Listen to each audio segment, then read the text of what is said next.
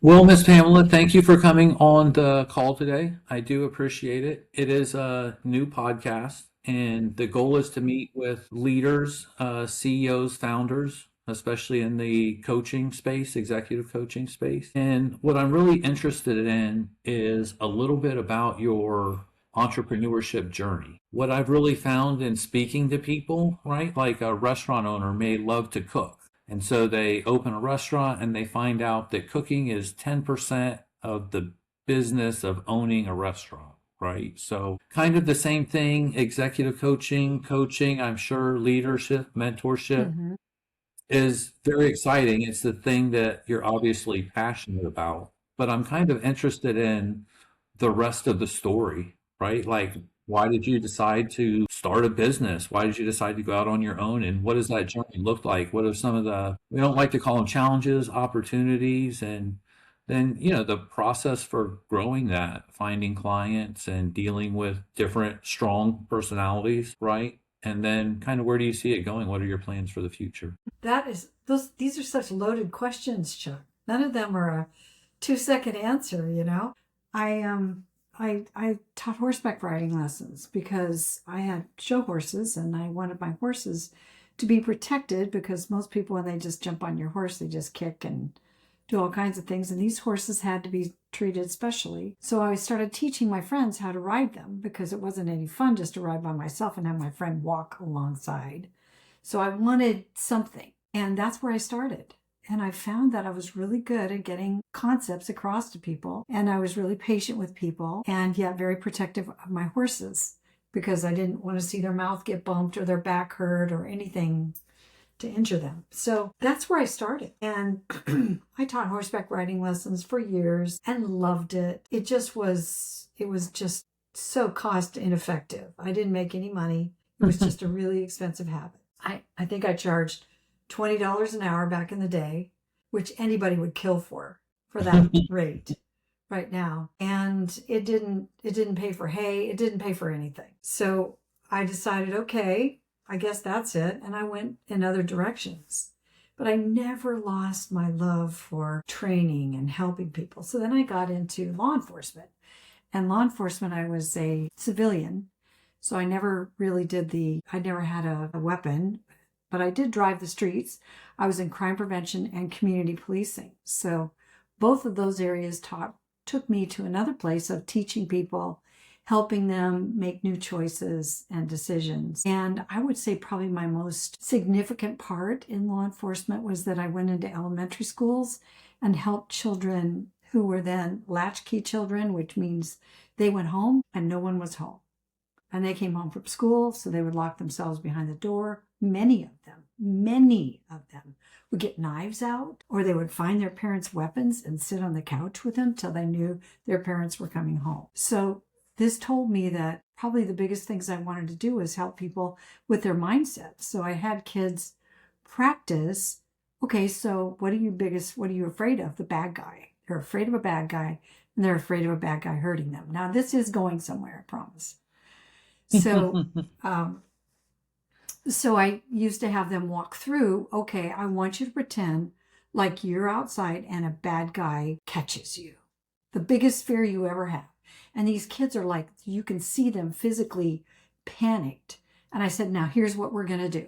And so I walk them through this whole thing about elbowing, kicking, gouging, doing whatever. And you're seeing yourself getting free and running into your mom or dad or grandparents or somebody's arms that you trust. And I just had them do that until the kids were like, I could see them visibly relaxed. I said, what you have to do, you can't stop at your fear. You have to push through it. Otherwise, we live in fear. Really Yeah. like that. That seems like a powerful, powerful exercise and something that I never actually even considered, right? Like, even, especially in business, what is your biggest fear? What is the worst that could happen? And Yeah. visualizing that happening and then finding the way out of it, coming up with the solution, being wow, Yeah. that's actually really good. Thank you, Chuck. Well, it was the solution that I wanted them to want. It wasn't just a solution like they got you and they killed you. It's more like, what do you want? I want away from them. Okay, what do you need to do? I need to do this and this and this. So really it was just walking them through it. And I was budget cut from law enforcement multiple times. I think something like 4 times, because I was always the last one hired, first one let go, or I was in crime prevention or community policing, which is not considered a street officer. And obviously, people are going to put their money towards somebody who's going to shoot the bad guy instead of talk to him. So anyway, but Keep I them was from in that. becoming a bad guy in the first place, maybe. Exactly. Well, we all see it differently. I saw it totally differently. I saw me as the mitigator. How do we prevent this from happening in the first place? So, however, communities don't necessarily see it like that. So what I started doing was when I was finally my final budget cut, which, by the way, when I was in law enforcement, I became the president of Oregon's Crime Prevention Association of Oregon. So I was responsible for an entire chapter. I shut down a block home program, which is supposed to protect children, which the way the program was set up, it doesn't protect anybody, Chuck. It's dangerous for children. So I finally said, we can't even have this. Unless because you had to register your sign, and then it had to go with you when you moved. You had to let law enforcement know. 85% of people left the sign in their window when they left their home. So now we're telling children that this is a safe place, and it's not anymore. So I went through the whole state. We tracked down every sign, took it back, and said, we're going to have to do this differently.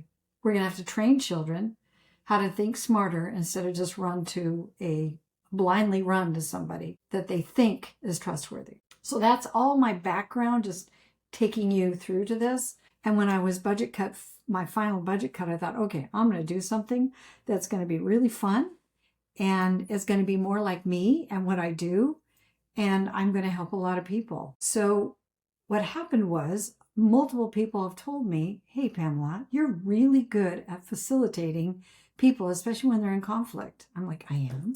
I had no idea, Chuck. I had no idea.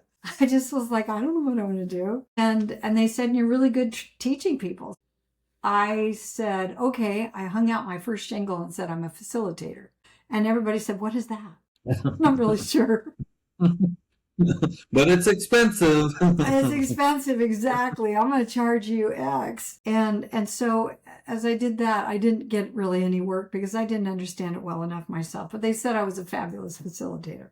So then I thought, okay, what else? And this one guy, he hired me just out of the blue. He says, I'm going to hire you. He hired me. He goes, you're more like a coach. I said, what's a coach? Because Chuck, I'm just totally clueless on all this stuff. And he said, you're someone who helps people make their choices and their decisions in their life. And I thought, that really is me. I can ask a lot of questions. I can pick up what people are saying and say, let's do this differently. Or what if it were this?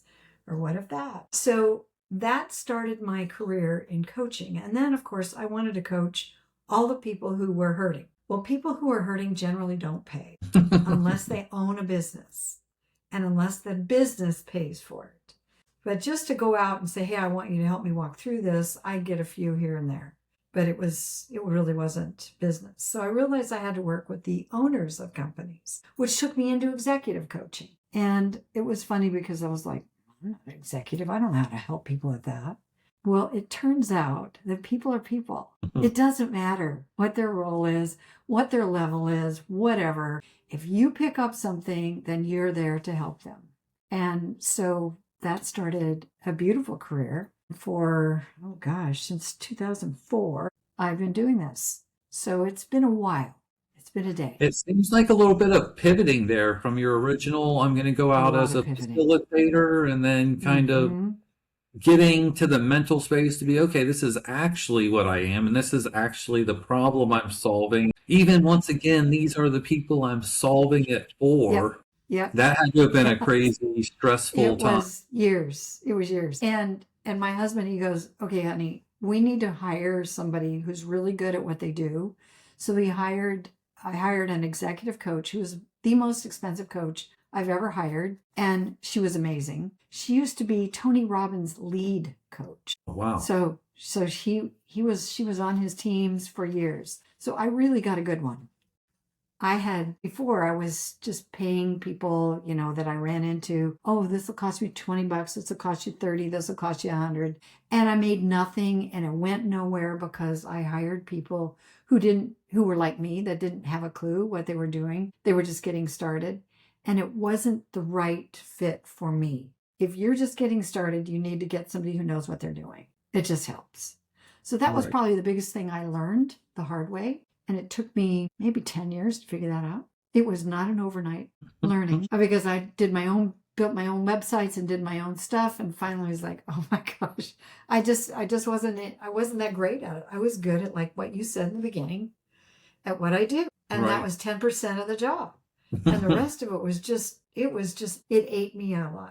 The So I whirlwind. finally, oh my gosh, it was terrible. And I finally got to the point where I'll go back to 2011. And I was so tired of what I was doing and so frustrated because it was like I knew what I did, but I didn't know what I did. And I was good at it, but I wasn't good enough because, it was like I still didn't know who I was. I really didn't. And so I would say most of this journey was coaching Pamela and learning who she was and what she does. So once I got to that level, and even though I'd had this amazing coach who took me down all the right roads and introduced me, she got me into Nike. She was so good. She just got me into places that I had no idea that I could do myself. So after that, somewhere in there, I figured out what I really do is I help people in conflict, which is what I was. And I found out too, the hard way, is that usually what we're best at is what we're trying to solve our entire lives.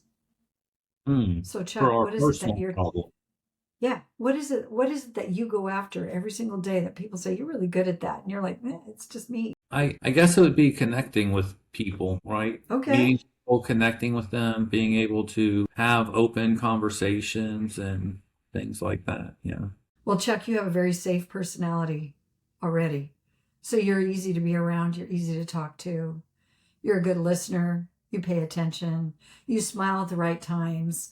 All those things are huge. And so, yeah, I would say that is part of one of your gifts, one of your strengths. And the fact that you're running a podcast again tells me that you're in the right place for you right now.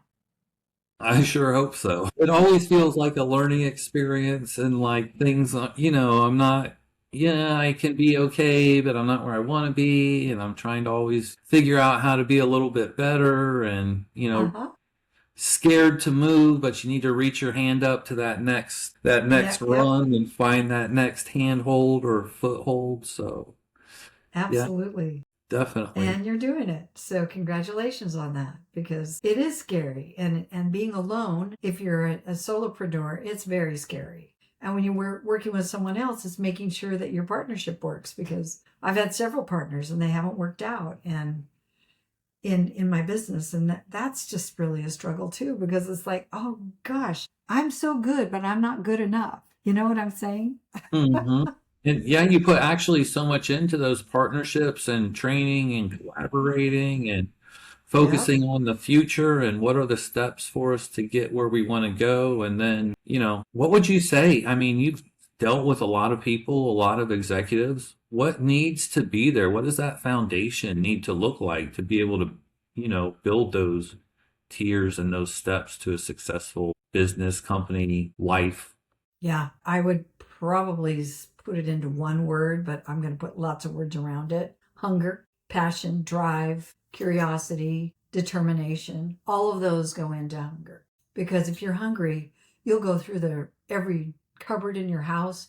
You'll go through the refrigerator, the freezer. You'll go back through cupboards that you've already been through because you're hungry. And you're not going to stop the search until you find what you want and what you know is going to fit for you. Well, we're the same, you know? And when you're hungry, you'll find the food. If you're not hungry, you don't care.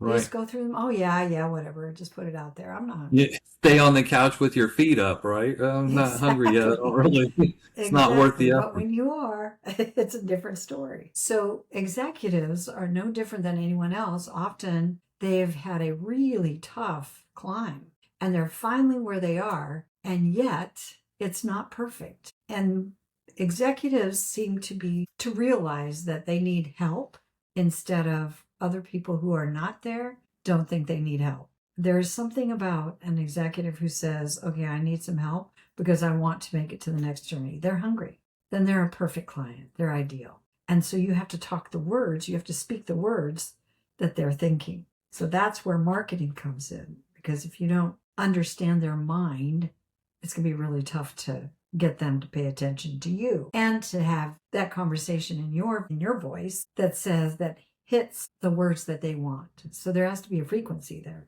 that shows up on both sides. Right.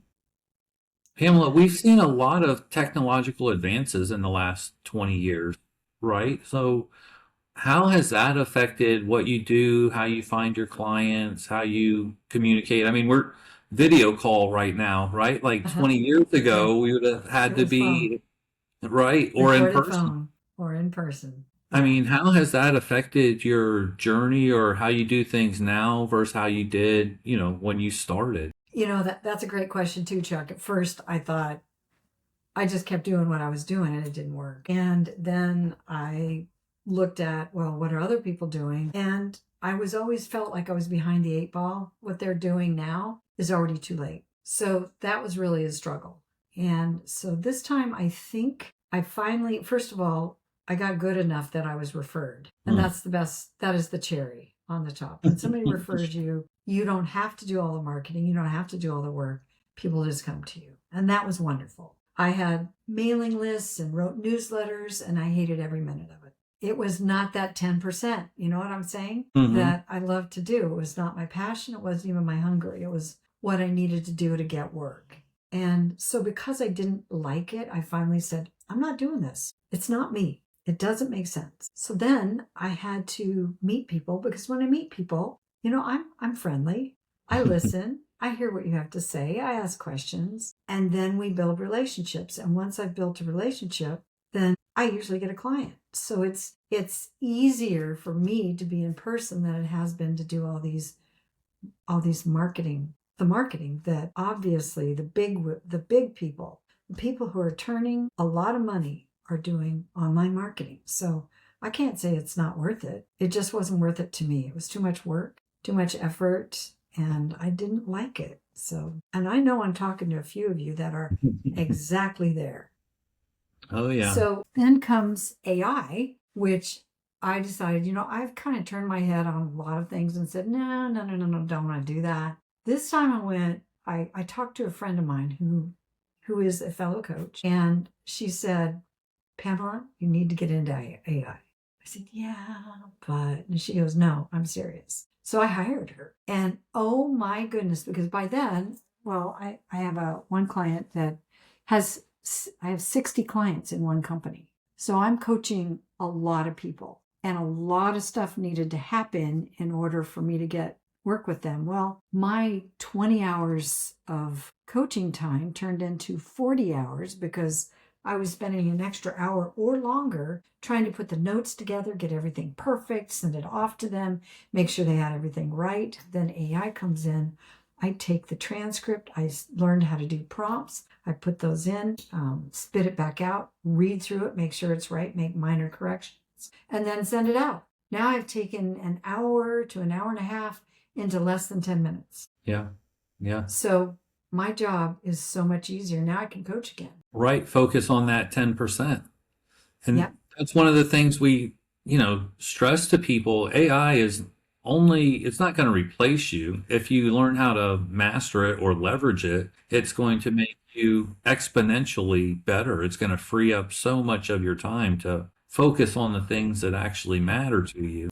It does. It does. So yes, I am converted to AI. And I Okay. use it. It helped me figure out, because I didn't know. Like, I remember one time I went to a new client interview for a medical facility, and they said to me, well, Pamela, how do you know what your return on investment is? I had no idea. All I could say was, I just know I'm good at what I do. Well, that was not good enough for me to get hired. So I went into AI, popped 3 years worth of transcripts in, and said, for one company, just for one company, and said, okay, what's my ROI? And it was great. I learned that in 1 year, I made $7 to every dollar that the company spent on me. That was a big ROI. And even when I combined 3 years, because the first year I was just learning them, so then they average it out, I think, to 4. But still, you're still getting $4 for every dollar you spend. That's not a bad investment. No, I'll take I'll take Yeah. 4 times my money anytime I get the chance. Yeah, anytime, exactly. So learning how to leverage those things helped me put my face on the map. And I think I've got almost 55 recommendations on LinkedIn, not people who just check the box, people who write a referral for me, and that means that I've done the work, I put it in, I've got the return, and it helps to do those things, because now somebody says, well, is she real? All you have to do is go to my LinkedIn profile and you'll see, oh yeah, she's real. And people really work with her, and these are real people, and they work with real companies. So yeah, I would just say that get your testimonials going. Okay. Make sure that you have a presence. You've got a website maybe, but honestly, my website is it's a glorified business card. Do I have one here? I thought I did. Oh yeah, it's a glorified business card. Here's a business card. This is it. You go to a company website, and it's just a big old business card. It doesn't really tell them what you've done or who you are. It just, because it's all from your point of view. When you go into LinkedIn, now you have to have proof pretty much on everything you do. Mm-hmm. So I've learned to leverage that. Okay. No, I like What it. else, Chuck? Where Those are are, we? those are good. Let me just ask you, where are you going? I mean, where's this? How far are you gonna take this? What are your plans for growth, or what does that look like? I go back and forth on that, because I really wanted to build this big company and have all these coaches on my team. And I actually have, as one coach, I have 3 virtual assistants who work with me, plus a bookkeeper. So that's actually 4. So I have a team, but Mhm. I only pay them part-time, and I do the coaching work because I didn't want to do all that extra work. And still, I'm still able to make a profit. So that's the goal here, is that you are worth it enough that you can charge enough, and you can pay for people to do what you don't like. And now you only buy it for like $150 a year. So that's the cheapest virtual assistant I have ever found. And probably the best. Well, I don't know. I have an online business manager that she makes AI work hard. Yeah, Yeah, yeah, that's she's good. good. That's good. She's good. She's good. And I've got another one who's a scheduler, and she reaches out to clients, and AI isn't going to do that. And I know them and understand them and say, hey, I know. So there are certain things that I need people for. And I've just learned where I need the people and where I need AI. And that's been helpful too. So yeah. Okay. Do And you where am think I there's going? any Oh, go ahead. do you I think like there's your question. any areas right now where you're not using AI, but you think it could be possibly leveraged? I use AI for my transcribing my notes. I use AI to learn about my business and where I've been going. Use AI to help me with, here's some ideas. I'm started to get into a program managing bots to see if I Mm-hmm. can just put something out there. So I'm leveraging it for that as well. Haven't quite pulled that trigger, but I'm in the conversations. I've been in conversations about, where's my money? What should I do with it? Where should I go? I can't think of anything that I'm not using AI for at this moment, honestly. One of the funnest ones, I was just in Go a ahead. training for it this morning, Yeah. cloning yourself, cloning your Ooh. Oh, tell me video. more. Yeah, you'll be able to have your image, your face, and you train the AI so that people could ask you questions, and then it's your likeness, your responding and answering things. So something like that, especially in the coaching space where you have to deal with 60 people, it doesn't replace everything, and it takes a while to train it and kind of Uh-huh. develop it. But I was really thinking that something like that could, it's here. It's not going away. I like it. I'm gonna go deeper, because I just listened to some videos by Charles Munger, and Uh-huh. he's deceased, and then he's putting videos out every day. So that means that it is AI. I looked it up, and it is AI. And what they've done is they've just conglomerated all of his talks and all of the stuff he's done, and then put out little sections of him. And Kevin O'Leary, somebody's doing the same thing with him. Yeah. It's not him, because you can see he's got this in the video. Well, He kind of, and his shoulders jerk every once in a while. So it's like, no, it's not the real Kevin O'Leary, but the information and the way they have the voice going, it's phenomenal. And it's good stuff. So yeah, I've seen it, but I hadn't considered it. So thank you, Chuck. yeah, of course. Of I'm going to course. research that. Of course. Yeah, that's a great idea. Well, Miss Pamela, I appreciate you coming on here today. And the last thing that I'll ask you, I don't want to take up too much more of your time. What's the one piece of advice you would give the fellow coaches or even business owners, CEOs, founders who are just getting started? What's your one piece of advice for us all to remember? I think my one piece of advice is bootstrapping is not the end all get all. Don't think you have to do this all on your own, because you don't have the same talent and gifts in all those other areas. You won't create a logo for your business the way that somebody else was, who that is their field. Stay in your lane and let other people who are in their lane do their work, and then you'll flow. But it just took me years and years and years to figure that out. What a difference. As long as I'm in my lane, I'm good. I think, was it Steve Jobs who said hiring the team? No, maybe it was Elon Musk. I didn't go to Harvard, but everybody who works for me did. Basically saying Something like that. hiring out the best team, the best, Yep. utilize their experience, talents, skills. Henry Figure out- Ford did the same thing. He says, I don't know any of that stuff. That's why I hired you. So he got you get the smartest people in the room around you in what they do. And so now you've got some informed decision making.